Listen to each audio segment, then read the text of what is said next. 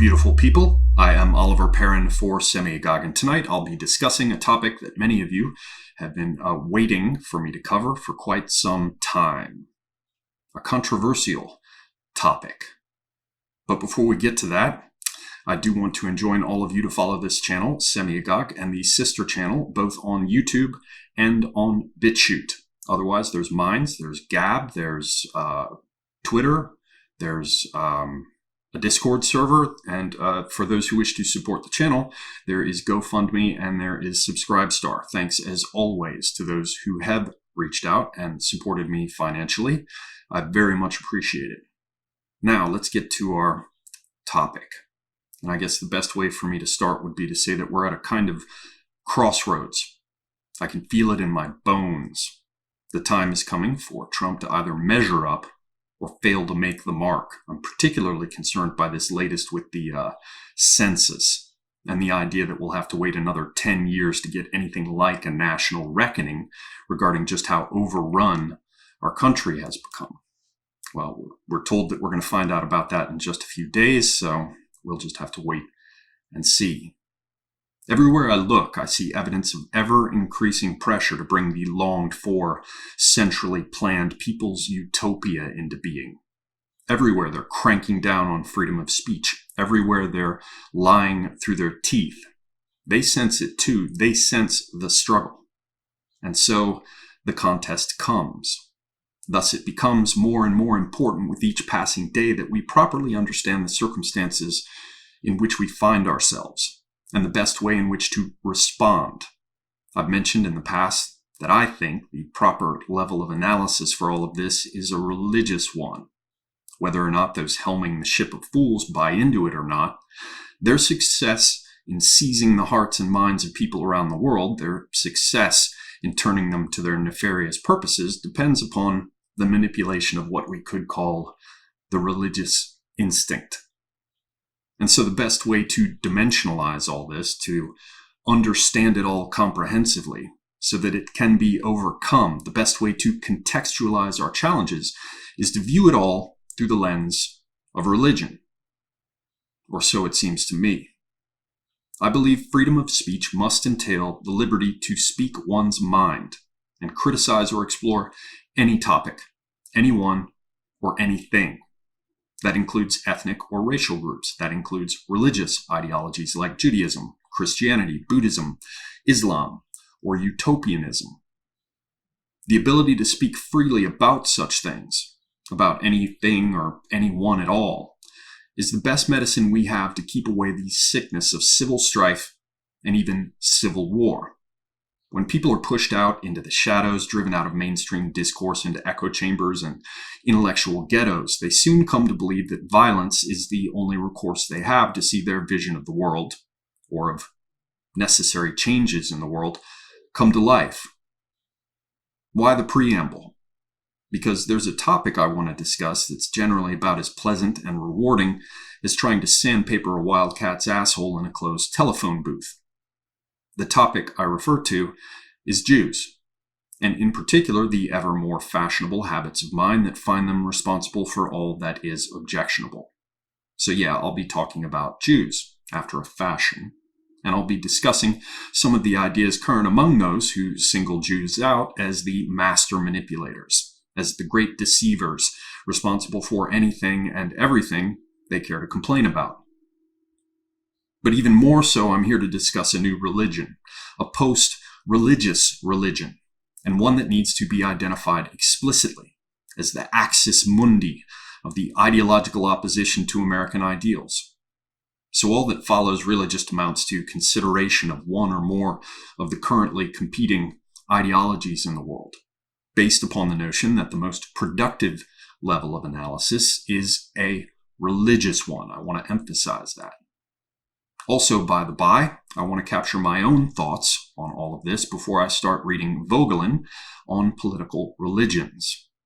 This was a book recommended by someone who watched one of the clips and made a comment in the comments section, and I appreciate that. I've obtained the book, and now I've finished what I had ahead of it to read, so I'll be reading it. Before I do so, I want to capture my own thoughts. This will be a reference point for me later, after I've read the ideas of others who've tackled some of the same issues, enabling me to better measure, at some point, my own thinking against theirs. Anyway, as I mentioned at the outset, all signs indicate that our massive global social changes are being driven by a kind of crooked religious instinct, at least to a considerable extent, a crooked religious instinct exhibited by true believers, exploited by our most recently established priesthood, brought down to date for the new millennium. But in my view, these true believers are not Jews, and their faith is not Judaism. The expression, know your enemy, is one that we're all familiar with. Obviously, if you do not know precisely with whom you are contending, competing, or struggling, your chances are not good. If you cannot pronounce the name of your opponent, if you can't identify him or her, you certainly have little hope of overcoming him or her. The old idea that knowledge of a demon's name gave one power over it comes to mind. Those who blame the Jews for the continuing erosion and subversion of the West, who talk about naming the Jew, are ostensibly aware of the importance of knowing whom one faces in conflict or competition. But I fear they've imprecisely identified the source of our afflictions. And so too, I believe they sink ever deeper into fruitless distractions, which is perhaps the whole point of all of this from the perspective of those shifting tiny pebbles far upstream in order to change the course of a mighty river. I realize also that this will provoke all sorts of agitation among those who've invested everything in the idea that Jews are the enemies of whites who seek to destroy the West. Nevertheless, I'll speak my mind on this subject, and I do so because the idea of knowing one's enemy is extremely important. That's precisely why I find myself so impatient with the imprecision of those who name Jews as the group primarily responsible for the current sad state of the world. Quite the contrary, I think that Jews are simply another group that has been, to a significant extent, subverted by those who actually are responsible for most of our troubles. Explaining my position will take some doing, but for those capable of kindling their own intellectual fires in the vast darkness of experience, I expect the game, or I hope the game, will be worth the candle. The first thing to explicitly note is that the enemy, if you will, is not an individual. I take it as a given that there is no single living person to whom we can point, no one person responsible for what's been going on and what continues to transpire before our eyes. I refer here to weaponized mass migration, mockery and denigration of white males across all the varied media channels, encouraging contempt for Western culture at any and every opportunity, I should add, and also the systematic inculcation of cuckery. How's that sound? You dig? That's what I'm talking about. A further assumption is that the enemy can be characterized as a group of people, a collective of some kind. It will be apparent at this point that my goal here is to determine how to establish that group, how to establish a basis for inclusion in this hypothesized group. Assuming we're dealing with a group or groups, not a single person, who then are the members of this group? What do we call this group? If we look to the favored choice among the less restrained identitarians, we see the claim that the Jews are responsible for subverting the West. Do we define them as Jews based on religion? Do we define them as Jews based on ethnicity? Or do we define them based on either or both in the most inclusive way possible? From my perspective, it doesn't matter, simply because Jewishness, however defined, does not map perfectly onto the characteristics of the opponent. Certainly Jews are, taken as a whole, statistically more intelligent. Certainly Jews are, again speaking generally, more likely to take up professions that fall within the domain of the scribe, clerk, lawyer, accountant, bureaucrat, screenwriter, or journalist. The quill-pushing skills, if you will. Pen and paper, the clay tablet, the blazing screen, the computer, and the internet as the favored weapons of war. But they're not alone in this. High intelligence and control of media have never been the exclusive domain of Jews. Bureau and cabinet are just old words for desk. And even today, in the West, we speak of secretaries of war, secretaries of defense. All advanced cultures have recognized the value of writing and marking as a force multiplier.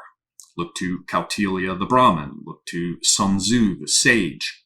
The fact that they were among the writing classes is the only reason their works survive. Jews are not alone in using the arts of the scholar to dominate their enemies. And since at least as far back as the scribes in ancient Egypt, those who exercise control over the primary communication mediums have had the power to manipulate and even radically change cultural institutions and governments. Nor is the box or strong box that is always already associated with clay tablets, accounts, and ledgers a thing unique to the Jews, unless perhaps you imagine that the scribes in Sumer and Persepolis and Mycenae and Knossos were all Jews. All relatively advanced civilizations have derived power through the management and careful tracking of transactions. And like the Jews, the Armenians, the Parsis, and certain classes of Chinese are also known, have long been known, for their associations with banking and in-group networks. Thus, while highly intelligent manipulation of text and other mediums is certainly a characteristic of the opponent, and sophisticated commercial and financial activities play a role in the actions of the opponent or opponents, we cannot say that now or in the past Jews have been unique in their association with these things. Nevertheless, there can be no doubt that cunning financial manipulations and the propagation of corrosive ideology through text, sound, images, and environmental marks is one of the signatures of enemy activity, if you will. There can be no doubt that the pen and the account book are the favored tools of those with whom we must contend. But by my lights, these are all mere epiphenomena. The focus on media manipulation, or a history of using financial institutions to bend whole nations to one's purposes, while certainly important indicators of enemy activity, are not the true signature. These things have more to do with how ideas are spread, not so much with what ideas are being spread. So we have to take a moment to consider what ideas the enemy appears to hold. We have to correctly identify what ideological framework motivates the enemy. Only then can we determine whether the category of Jew, based on an ethnic predicate, a religious one, or both, whatever, whether or not it overlaps with what we're talking about in convincing ways, with the ideological framework made manifest in the words and actions of the enemy. This is where utopian ideas enter the discussion. In my view, ideas that can be accurately described as communist or socialist best reflect the words we've heard or read and the actions we've seen undertaken. Even a cursory survey of the enemy's propaganda reveals socialist ideas and an avowed socialist or communist end state. I will take this as a given. If anyone wants to quibble about it, feel free to do so. You can do so in the comments section. In fact, if you want to quibble about any of this.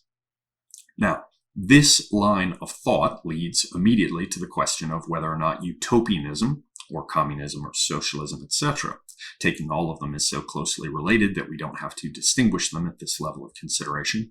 This leads to the question of whether or not utopianism can be traced back to a point where Jews can be identified as having introduced it.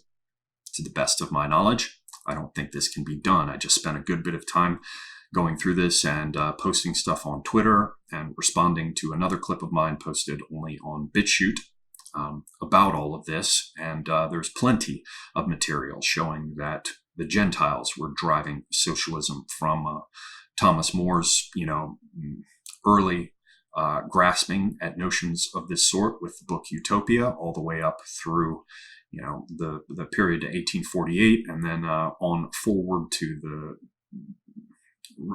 stuff going on in Germany during the preceding and during the Weimar period, to the revolutions in Russia in 1917. I've looked back through all of it, and the Jews really show up rather late in the story. Quite late in the story, really. There are very few, starting about in the 1840s, and then it rolls up through, as I said, to the attempted revolution in Germany and the two revolutions in Russia. And it's really in the second generation after Marx that you really begin to see lots of Jews. And I think part of that story goes back to Jews that were in Polish territory ending up in places like Germany, Austria, and Russia. And if we want to understand their association a couple generations after Marx, their strong association with Bolshevism and other types of radical movements, we have to take a look at the story of Poland and the distribution of Jews that had previously been there. So we'll leave that for another time. In any case, utopianism arose in the midst of the destruction of older Western worldviews, which is my point with all of this that I'm talking about right now. It would seem to be deeply related to the emergence of secularism.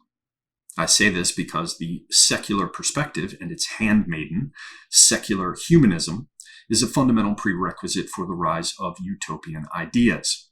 Without driving a wedge between state and religion, there can be no post-religious religion, which is, I think, exactly what utopianism is. Secularism is just a part of it. Whites are not only responsible for this, but for a form of socialism introduced well before Marx, sprouting weedily forth from Christian soil. As I mentioned, More's utopian socialism is worth consideration in this respect. And while cosmopolitan elites, with important Jewish thinkers among them, mind you, did play a role in the emergence of Western secularism, I feel it's safe to say that secular ideas cannot be accurately characterized as Jewish by any stretch. The trajectory of Western thought from which secularism issued is a long-established one central to Western culture in one form or another for a very long time indeed. I think there's further exploration to be done regarding the emergence of syncretism as an antecedent to secularism. And one suspects cosmopolitan Jews likely played an important role in the emergence of syncretism in the West. That's quite possible, likely even when you look to the Renaissance, but we'll have to leave that for another day. So leaving the interesting question of antecedents to one side for now, we cannot, I think, identify a Jewish point of origin for secularism. But we can identify a significant overrepresentation of Jews among those who eventually raised up new utopian structures on the shattered remnants of all that secularism had so effectively demolished. Secularism clears the way for atheism, and atheism in turn creates gaping holes formerly filled by established traditional religion. One cannot avoid the fact that many of those who, consciously or unconsciously, prepared and promoted utopian remedies for this cultural dislocation were people we rather imprecisely refer to as Jews. Given that this is the case, what does it really mean? Well, in summary, it seems to me that we do not have grounds to refer to secularism and atheism as products of Jewish thought or culture. But I do think that disproportionately large numbers of Jews were clearly very active, overrepresented even, among those who sought to erect new socialist edifices in place of those that had recently been razed to the ground in the upheavals of the Reformation, the upheavals of the 30 Years' War, and subsequent periods of nationalism and revolution. Much of the 19th century was like that. To precisely the degree that this conclusion is ineluctable, the question of why Jews seem to have played an outsized role in the rise of socialism demands an answer. As I've said, I think the seeds of our current crises lie in secularism. We of the West must own this fact. Our current crises spring forth from secularism, from universal humanism, from syncretism. We must own this fact. But once those seeds sprouted and began to grow, some of them like weeds filling in the spaces formerly occupied by religious structures lately ripped up by their roots, once those seeds began to grow, we can identify what might be termed a Jewish influence upon subsequent developments. Why is this the case? Is it possible to answer this question? Rather than assuming a centuries-old Jewish conspiracy, or even a Jewish conspiracy spanning thousands of years, as some assert, I think it's possible to answer the question in a way that's less lazy.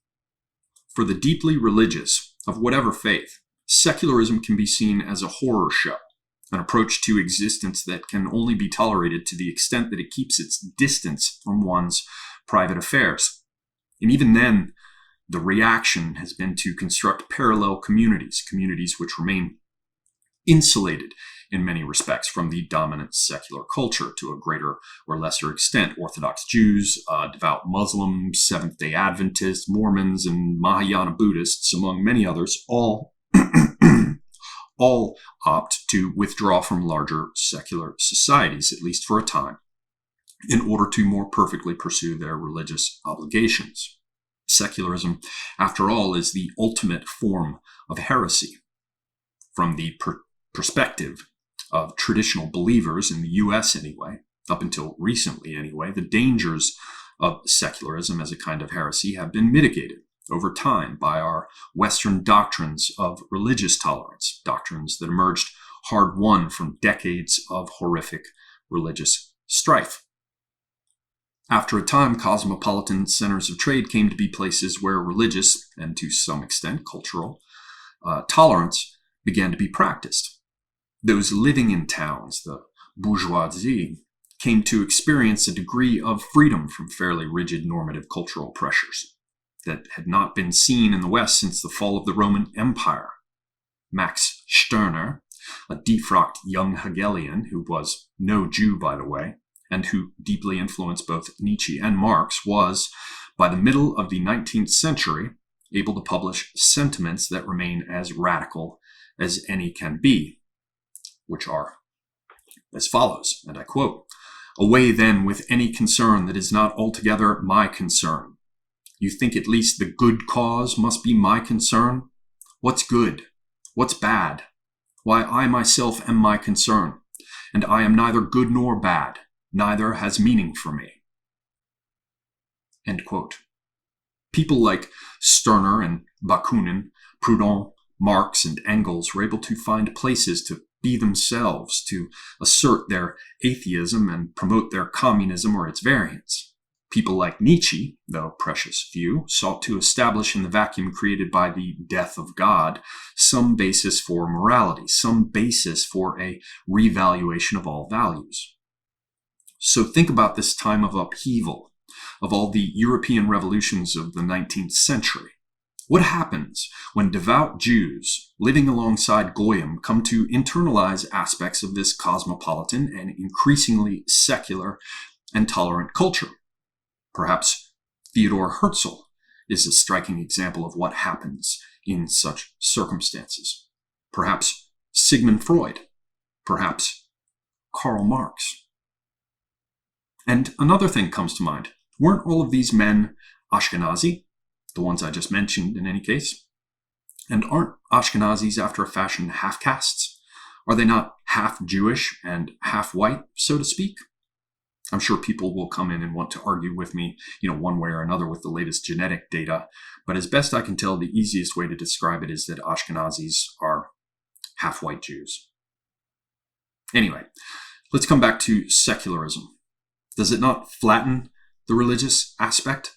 Does it not in some fashion remove it from social reckoning? At a minimum, banishing it to the realm of private practice? And even, as is evident today, ridiculing and marginalizing the devoutly religious in every expression of popular and academic culture? Does it not in some fashion replace the vertical with the horizontal, the angel's ladder of the axis mundi, with sad blather about a level playing field? And that it did. That it did. Or it seems to me it does. Even in the 19th century, perhaps more dramatically then, as the full weight of modernization was brought to bear on all that had come before. As my friend Tim has pointed out to me, the 19th century was a vile, vile time to be alive in many ways. Much more radical in the shocks and upheavals experienced by everyone than even today.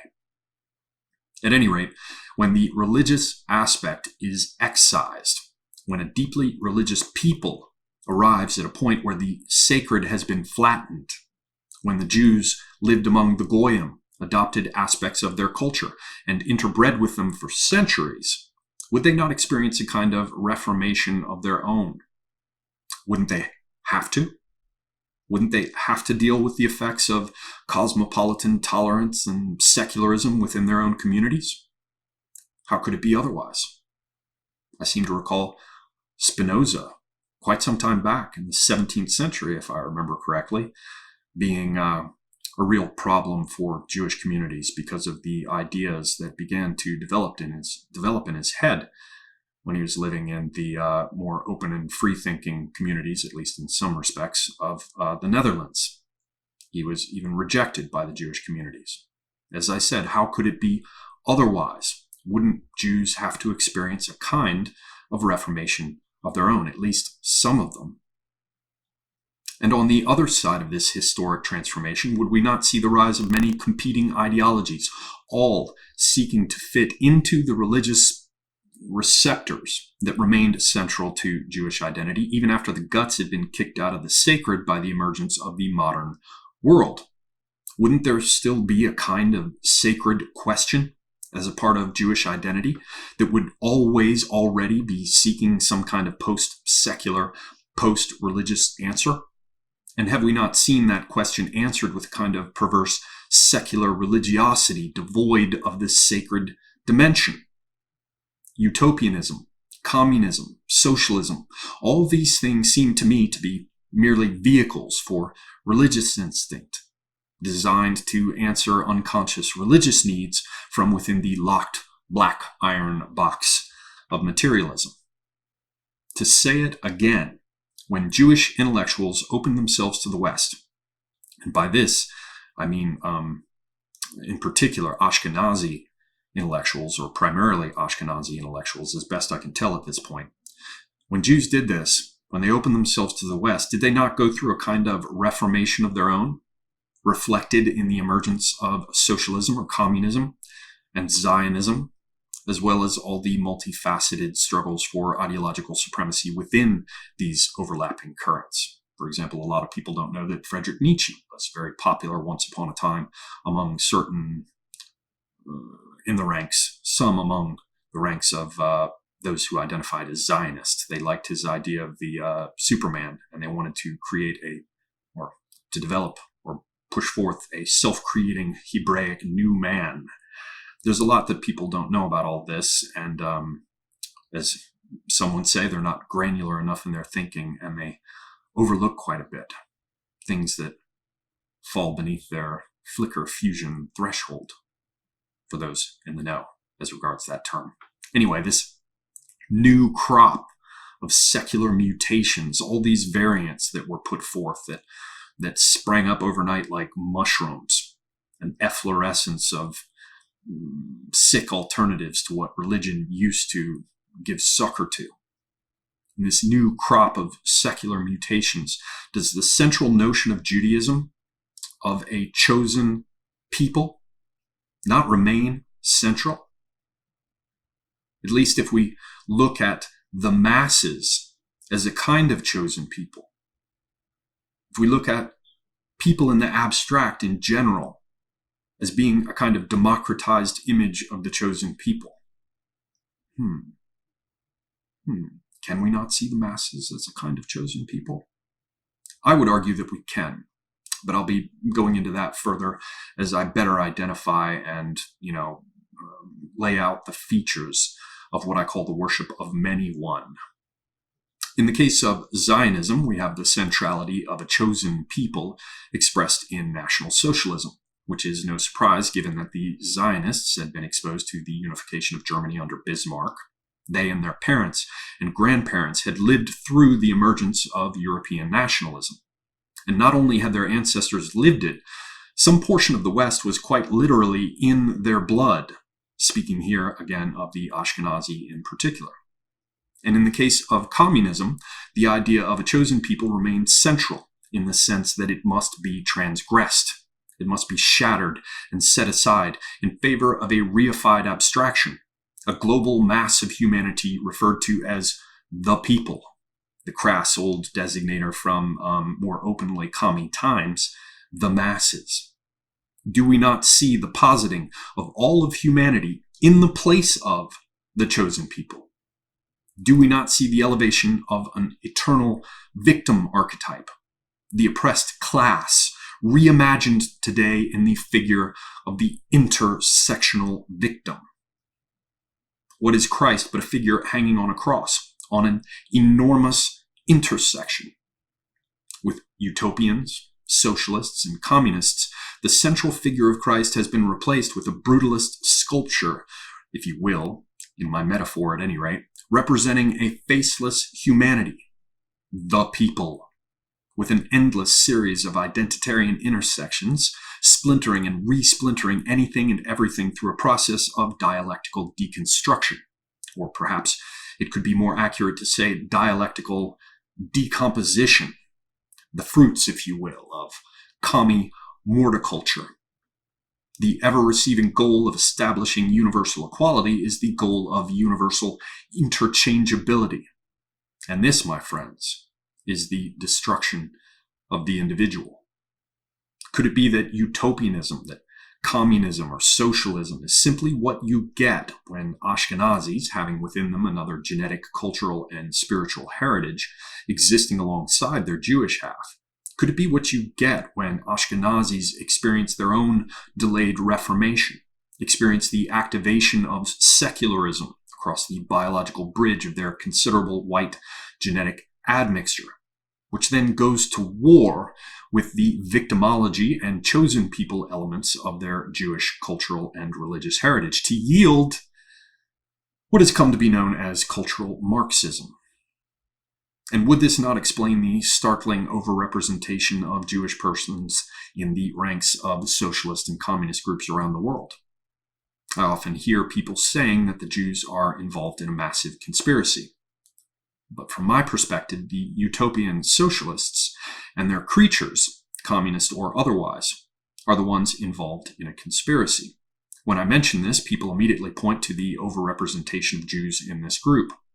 Again, I'll grant this as an unavoidable fact, at least at the level of operators that come to public attention with figures like Soros, for example, at least as regards the first and second revolutions in Russia in 1917, and at least as regards the abortive German Revolution, just around that time as well. But it's not at all times and in all places. And as I said, the Gentiles are solidly at the foundations of not only socialism as it developed for a couple of hundred years prior to Jews getting heavily involved in it, but also, as I said, universalism, universal humanism, secularism, and syncretism. But I've also seen Jews are a fractious people, and any attempt to characterize them as having a unified purpose is hopelessly naive. This is not to say that Jewish conspiracies do not exist. Of course they do, just like every other kind of conspiracy, though often more effective. But I don't buy the idea of the Jewish conspiracy. So how does one explain the overrepresentation of Jews among socialists and communists, among all those active in tearing down Western culture and attempting to replace it with a utopian paradise? The heavenly Jerusalem reimagined as the always receding target of atheistic materialist progress. It seems to me that secular, post-religious Jews, with a considerable white genetic admixture, have been among the hungriest of ghosts, half secularized and ravenously seeking some ideological framework that will feed their gaping post-Reformation religious receptors. Here there is a goal that can never be reached. All the utopian propaganda about progress stimulates exactly the kind of ideological coitus reservatus that keeps the suckers and the marks on the edge of their seats, perpetually experiencing a sense of urgency, a desire to sneeze that they just can't consummate, a sense of righteous purpose that answers their repressed religious need with envy, with resentment, with do-goodism, all crystallized in that most tiresome archetype of socialist central planning, the universally malignant busybody, Adam Kadmon, brought down to date. And this communism, arising as a kind of Jewish hybrid out of white secularism, can in turn be booted back into secular white culture with spectacularly catastrophic results, in the sense that a junkie boots his heroin, drawing some blood into the syringe and mixing it with the drug, then injecting the mixture back into the body. It is thereby made more potent and more ready for rapid uptake by people who themselves might not have felt any strong need for such a potent quasi-religious soporific. This semi-conscious attempt to feed the emptiness left by the disappearance of religion apparently delivers a much more intense high than would have been available to most believers from among the old traditional religions. In the past, one had to do so much hard work before one dared to think good thoughts about oneself. But today one can experience a kind of apotheosis by simply being outraged by imagined slights to others on their behalf. It's like crack or a diet of pure sugar. The rush of personal self-abnegation projected and extended across one's entire culture as a moribund and nihilistic self-loathing is followed momentarily by twitching spasms and hysterical chattering before the sugar crash comes hard on its heels. We've time and again seen the slobbering, sobbing, righteous, screeching, and thin-lipped social justice sanctimony on display around us on all sides. As usual, the most neurotic among the whites are the most susceptible, communism being the religion of women and slaves brought down to date. If this lengthy line of thinking I put forth will withstand scrutiny, then perhaps we might view Jewish communists as the first victims of their own secularization, many of them infected, like whites, in the act of giving birth to ever more virulent forms of socialism and communism. And they have in turn, perhaps, served as vectors for its transmission. According to this view, they're not exactly subverting the West by introducing and promoting this ideology. According to this view, rather, they're spreading it the way a sick person spreads an illness. There's simply one group among whom this illness appeared, a group perhaps quite susceptible to it, that remains quite susceptible to it as a result of the unique circumstances of their cultural and religious character. They're the second group to have taken ill, to have been infected. I just want to make sure that's absolutely clear. White Europeans are the first. Though it's implicit in what I said earlier, you should get the picture. I just want to emphasize it so it's clear. Only some among the Jews have become sick in this way. Only some, not all. And the ones who have not become sick in this way I view as potential allies. But some, indeed, have become quite sick. Jews like Marx, Jews like Soros, Jews like Trotsky, Jews like Marcuse. And because the sickness is a form of religion that entirely rejects the concept of religion, then it's deeply in denial. It's a religion unaware of itself, deeply divorced from any knowledge of itself, from any reflexive awareness. And perhaps for that very reason, it's carried forth with such missionary zeal. But again, I think it would be wrong to call this a Jewish sickness. Very wrong. Instead, it can be seen as a post-Jewish sickness, a post-Christian sickness, a post-Judeo-Christian sickness. In its essence, one might describe it as what happens when the religious instinct is repressed and deprived of its traditional expression reappears in the political realm, resulting in the elevation of politics into the sphere of religion. By this, I mean it transforms the merely political into the theater, into the only theater in which religious instinct may henceforth be expressed. As such, it is perhaps the ultimate church of state. These are things, I think, that we must come to better understand if we're to be more effective in responding to the ever-quickening dismantling of our respective national cultures. Get it? Got it? Good. Semiagog out.